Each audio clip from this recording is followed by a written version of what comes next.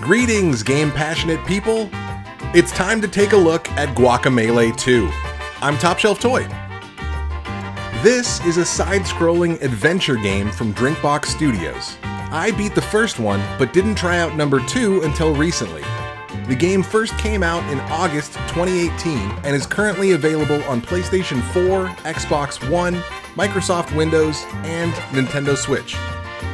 It's a ton of fun. Great Metroidvania-style gameplay with lots to unlock and explore. I think it's a really awesome representation of Mexican culture, and it doesn't take itself too seriously. There's humor and inside jokes backed up with pop culture references, and you can learn a thing or two if you're paying attention. If this is your first introduction to the Mexiverse, let me show you the ropes. You play as Juan Aguacate, a brave and talented luchador. Lucha Libre is a term used in Latin America for professional wrestling. It's usually characterized by colorful masks and high-flying maneuvers. Rey Mysterio from the WWE or Nacho from Nacho Libre are the first two pop culture examples that may come to mind. Since his victory in the first game 7 years ago, Juan has retired and enjoys living peacefully with his family. With his glory days behind him, he spends most of his time eating tacos and playing with his kids. One day, on a normal chore of getting more avocados, strange and ominous shapes appeared in town. Ue Chivo, an elderly hermit who trains luchadors in the lucha arts, and has the ability to transform into a goat, appears as well. He tells Juan that the Mexiverse is in grave danger, and to follow him to the darkest timeline. It turns out that Juan is the last Juan still alive. Yes, this Juan right here. In the darkest timeline, Salvador is the one that killed Calaca, the boss of the first game. Salvador came into town with a gang of weirdos with him, and he stole the golden relic.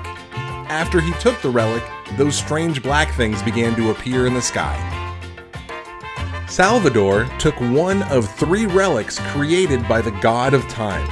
Disturbing these relics could cause the timelines to collapse in on themselves and cause the end of the Mexiverse. Juan is instructed to find Tostada, the guardian of the mask. After you meet up with Tostada, you get your mask back, and the game allows additional players to join in couch co-op. As the new adventure begins, you're reminded that Chuzu statues hold ancient luchador techniques. These will look very familiar to gamers of a certain age. Each technique is useful, and some are necessary to reach certain areas. Knowing how each move can be used will help you navigate some of the game's later puzzles. The Rooster Uppercut, for example, breaks red blocks and can be used in the air. It also breaks red enemy shields.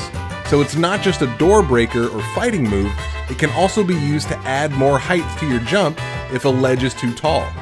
I love when skills have more than one use or benefit.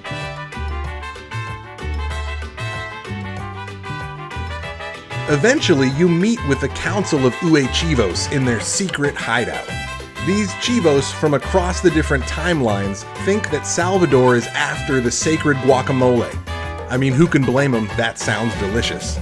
It turns out that the god of time loved guacamole above all else, but was overcome with sadness every time he finished eating a batch. So, he came up with the idea of a place where all of time converged. With guacamole in his past, present, and future, he'd never run out.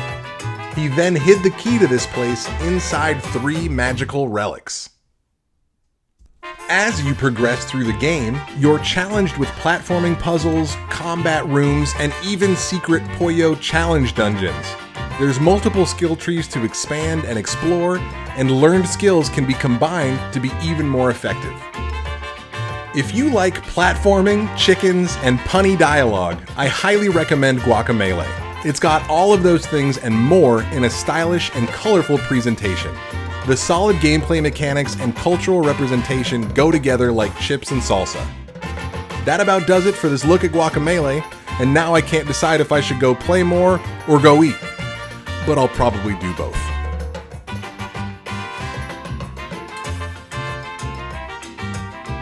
Thanks for checking out our channel, Game Passionate. It's a passion project between myself and Nebiroze. We're both independent gamers, but we want to grow and connect with other game-passionate people.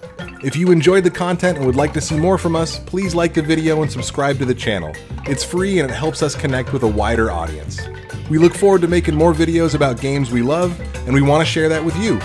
Thanks so much for watching. We'll see you soon.